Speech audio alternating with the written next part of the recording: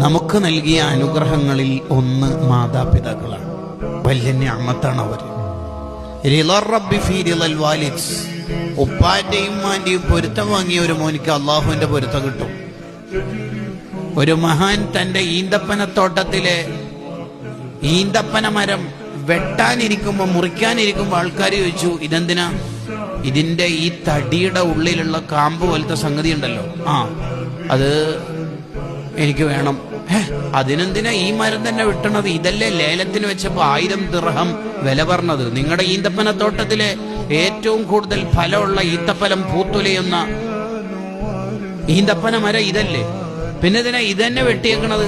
നിങ്ങൾക്ക് യഥേഷ്ടം അങ്ങാടിയിൽ, മാർക്കറ്റിൽ, ടൗണിൽ പോയാൽ 2 ദിർഹമിന് അത് ഉദ്ദേശിക്കുന്ന കാമ്പോ അത് കിട്ടുമല്ലോ. ഇനി അത് അവിടെ പോകാൻ മടിയുണ്ടെങ്കിൽ നിങ്ങളുടെ തോട്ടത്തിൽ തന്നെ ധാരാളം മരങ്ങളില്ലേ, അത് ഏതെങ്കിലും ഒന്ന് വെട്ടിയിട്ട് അത് എടുത്താൽ പോരെ. ഈ 1000 ദിർഹം വില വരുന്ന ഏറ്റവും കൂടുതൽ ഈത്തപ്പഴം പൂത്തുലയുന്ന ഈ മരം എന്തിനാ വെട്ടിയേക്കണത്? അതെന്തിനാ വെട്ടാൻ ഒരുങ്ങണത്? അതിന് ഈ മഹാന്റെ മറുപടി എന്താ പറയാ? അത് ഇന്നലെ ആ ഉമ്മ ഇതിലൂടെ പോകുമ്പോ ഉമ്മ പറഞ്ഞിരുന്നു, ഇതിന് നല്ല കാമ്പുണ്ടാവൂലേ. ഉമ്മ പറഞ്ഞു, വേറെ ഇനി വർത്താനില്ല, ഇനി വർത്താനില്ല. ഉമ്മ പൈസ കൊടുത്തുപോയി, ചങ്ങായിമാരെല്ലാം നമ്മളെ കാത്തുക്കുന്നുണ്ട്. അങ്ങനെ